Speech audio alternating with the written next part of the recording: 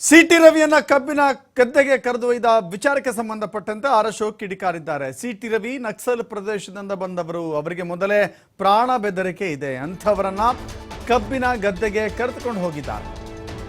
City Ravi ಮೂಲತಃ ಚಿಕ್ಕಮಗಳೂರು ಒಂದು ಕಾಲದಲ್ಲಿ ನಕ್ಸಲ್ ಪೀಡಿತ ಪ್ರದೇಶವಾಗಿತ್ತು, ನಕ್ಸಲ್ ವಾಸ ಮಾಡುವಂಥ ಅರಣ್ಯ ಪ್ರದೇಶವಾಗಿತ್ತು. ಅದನ್ನ ಆರ್ ಅಶೋಕ್ ಈ ರೀತಿ ಹೇಳ್ತಾ ಇದ್ದಾರೆ. ಕಬ್ಬಿನ ಗದ್ದೆಗೆ ಕರೆದುಕೊಂಡು ಯಾಕೆ ಹೋಗಿದ್ದಾರೆ? ಮೊದಲೇ ಅವರಿಗೆ ಜೀವ ಬೆದರಿಕೆ ಇದೆ. ಅವರಿಗೆ ಗುಂಡು ಹೊಡೆದು ನಕ್ಸಲರು ಹೊಡೆದು ಅಂತ ಹೇಳಕ್ಕಾಗತ್ತಾ? ಅಥವಾ ಹಂಗ ಹೇಳಲಿಕ್ಕೆ ಪ್ಲಾನ್ ಮಾಡ್ಕೊಂಡಿದ್ದಕ್ಕ? ಸರ್ಕಾರದ ವಿರುದ್ಧ ವಿಪಕ್ಷ ನಾಯಕ ಆರ್ ಅಶೋಕ್ ವಾಗ್ದಾಳಿ ಮಾಡಿದ್ದಾರೆ.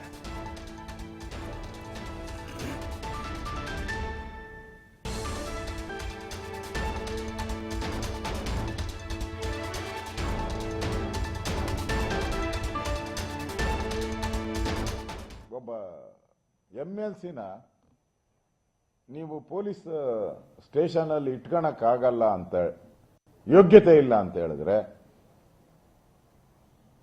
ಈ ಸರ್ಕಾರ ಬದುಕಿದ್ರೇನು ಸತ್ರೆ ಏನು? ಈ ಸರ್ಕಾರ ಇನ್ನು ಸಾರ್ವಜನಿಕರಿಗೆ ಏನ್ ಕೊಡ್ತೀರಿ? ಇನ್ನು ಟೆರರಿಸ್ಟ್ಗಳಿಗೆ ಹೆಂಗ್ ಕೊಡ್ತೀರಾ? ಟೆರರಿಸ್ಟ್ಗಳಿಂದ ರಾಜ್ಯದ ಜನನ ಹೆಂಗ್ ಕಾಪಾಡ್ತೀರಾ? ನೀವು ಭಯೋತ್ಪಾದಕರಿಂದ ಹೆಂಗ್ ಕಾಪಾಡ್ತೀರಾ? ಕೊಲೆ ಸುಲಿಗೆ ಮಾಡುವಂತ ವ್ಯಕ್ತಿಗಳಿಂದ ಸರ್ಕಾರ ಈ ಒಂದು ಕರ್ನಾಟಕದ ಜನನ ಹೆಂಗೆ ಕಾಪಾಡ್ತೀರಾ? ನಿಮ್ ಕಾಪಾಡುವಂತ ಯೋಗ್ಯತೆಯನ್ನ ಕಳ್ಕೊಂಡಿರೋ ಸರ್ಕಾರ.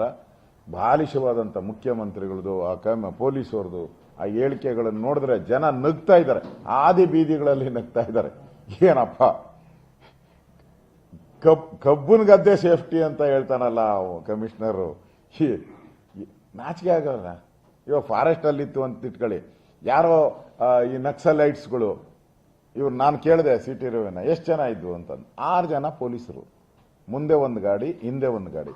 ಮುಂದೆ ಗಾಡಿಯಲ್ಲಿ 3 ಜನ ಪೊಲೀಸರು, ಹಿಂದೆ ಗಾಡಿಯಲ್ಲಿ 3 ಜನ ಪೊಲೀಸರು, 6 ಜನ ಪೊಲೀಸರು. ಯಾರನ್ನ ನಕ್ಸಲೈಟ್ಸು? ಈಗೆಲ್ಲ ನಕ್ಸಲೈಟ್ಸ್ಗಳ ಅವಳಿ ನಾವು ನೋಡ್ತಾ ಇದ್ರಿ. ಸಿಟಿ ರವಿಯವರು ನಕ್ಸಲೈಟ್ ಏರಿಯಾದಿಂದ ಬಂದಿರೋರು, ಅವ್ರಿಗೆ ಥ್ರೆಟ್ ಇದೆ. ಈಗಾಗಲೇ ನಕ್ಸಲೈಟ್ಸ್ ಥ್ರೆಟ್ ಇದೆ ಅವ್ರಿಗೆ ವೈ ಕ್ಯಾಟಗರಿ ಕೊಟ್ಟಿದ್ದಾರೆ. ಅವ್ರು ತಗೊಂಡೋಗಿ ನೀವು ಕಾಡಾಗಿ ನಿಲ್ಲಿಸ್ತೀರಲ್ಲ, ಏನಕ್ಕೆ ನಿಲ್ಲಿಸ್ತೀರಿ? ಹಂಗಾರೆ ಅವ್ರ ಮೇಲೆ ಹಲ್ಲೆ ಮಾಡಲಿ ಅಂತ ನಿಲ್ಲಿಸ್ತೀರಾ? ಅವ್ರ ಮೇಲೆ ಅಟ್ಯಾಕ್ ಮಾಡಲಿ ಅಂತ ನಿಲ್ಲಿಸ್ತೀರಾ?